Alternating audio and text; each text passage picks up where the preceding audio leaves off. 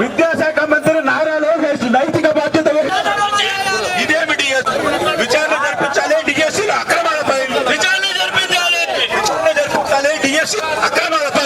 YSR Congress party ఆధ్వర్యంలో విద్యార్థి youth ఆధ్వర్యంలో 2025 డిఎస్సి జరిగిన అక్రమాల గురించి నిరసనగా ఈరోజు ప్రకాశం జిల్లాలో ఒంగోలు ర్యాలీ చేయడం జరిగింది.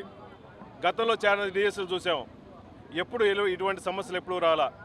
ఫస్ట్ టైము 16,347 పోస్టుల కోసం 3,36,000 మంది నిరుద్యోగులు రాత్రి అనక పగలనకుండా మా గవర్నమెంట్ పోస్ట్ రావాలి, ఒక ఉద్యోగ పోస్ట్ రావాలని చెప్పేసి, డిఎస్సి పోస్ట్ రావాలని చెప్పేసి చదువుకొని వాళ్ళందరూ మెరిట్ లిస్టులో చాలా మంది ఉండగా కావాలని చెప్పేసి ఏ మెరిట్ ఎగ్జామ్ అయినా మెరిట్ లిస్టులో కావాలి. 3,36,000 మంది ఎగ్జామ్ రాస్తే 3,36,000 ఏం ర్యాంక్ వచ్చిందని చెప్పేసి మీరు జిల్లాలో కానీ స్టేట్లో కానీ ఎక్కడ మెరిట్ లిస్ట్ ప్రకటించకుండా మీరు కావాలని చెప్పేసి మీ మనుషుల కోసం డబ్బులు ఇచ్చిన వాళ్ళందరికీ ఒక్కొక్క పోస్ట్కి 15 లక్షల రూపాయలు ఇచ్చిన వాళ్ళకి మాత్రమే మీరు మెసేజ్లు పంపించి ఎక్కడా మెరిట్ లిస్ట్ పెట్టకుండా ఉండే ఉద్దేశాన్ని మీరు ఏ విధంగా చేస్తున్నారు?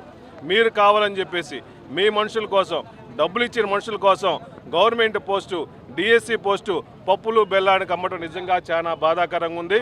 వైఎస్ఆర్ కాంగ్రెస్ పార్టీ తరఫున నేను పూర్తిగా ఖండిస్తున్నాము. ఎందుకంటే చంద్రబాబు నాయుడు గారు కానీ లోకేష్ గారు విద్యాశాఖ మంత్రిగా ఉన్నారు.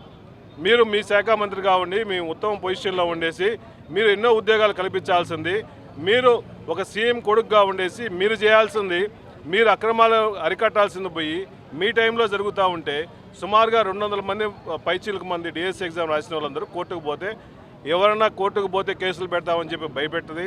మీ దగ్గర చిత్తశుద్ధి లేదు. మీ దగ్గర చిత్తశుద్ధి నిజంగా జరిగి ఉంటే మీరు మెరిట్ లిస్టులు పెట్టేవాళ్ళు.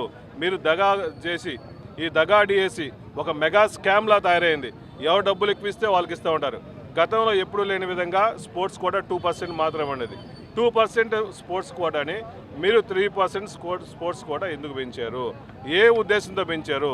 మీరు ఏదో విధంగా వాళ్ళ బ్యాక్ డోర్లో ఉద్యోగాలు ఇవ్వాలని చెప్పి ఉద్దేశంతో తప్ప మీరు నిజంగా అర్హులైన వాళ్ళందరికీ ఉద్యోగాలు ఇవ్వాలని ఆలోచన మీకు లేదు. మీకు నిజంగా ఉద్యోగాలకి అర్హులైన వాళ్ళందరికీ ఉద్యోగాలు ఇవ్వాలని ఆలోచన ఉంటే స్టేట్లో కానీ డిస్ట్రిక్ట్లో కానీ మొత్తం మెరిట్ లిస్టులు ప్రకటించేవాళ్ళు. దయచేసి చంద్రబాబు నాయుడు గారు ఎప్పుడైనా మేలుకొని నిజంగా అర్హులైన వాళ్ళందరికీ ఉద్యోగాలు ఇప్పించి దీని మీద అవసరమైతే సిట్టింగ్ జడ్జి చేత కానీ సిబిఐ ఎంక్వైరీ కానీ చేయాలని చెప్పేసి వైఎస్ఆర్ కాంగ్రెస్ పార్టీ తరఫున మేము డిమాండ్ చేస్తున్నాం.